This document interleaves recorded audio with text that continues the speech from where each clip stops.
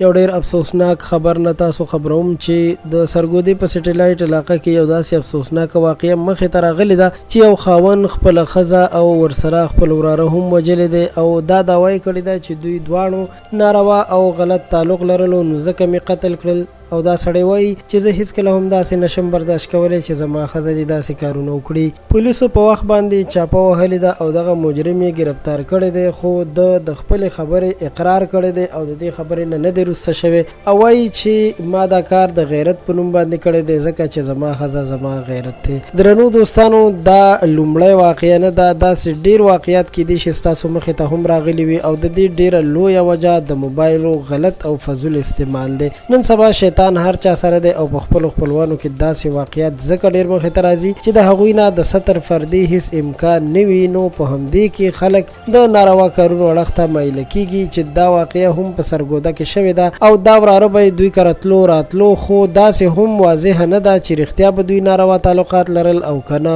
هسې خاوند اوس دروغ وایي، خو خاوند چې دوی دواړه وجلي دي نو ممکن چې همدغه خبره وه. خیر الله تعالی دې ټولو خلکو ته هدایت نصیب کړي چې له داسې کارونه ځانونه وساتي او پردې عزت خپل عزت وګڼي، نو بیا به هیڅکله هم څوک داسې غلطو کارونو ته نه مایله کیږي. د پښتو پوسټ چینل د ویډیو د کتلو مو ډیره مننه کوم. خوشحاله اوسئ، بریالي اوسئ.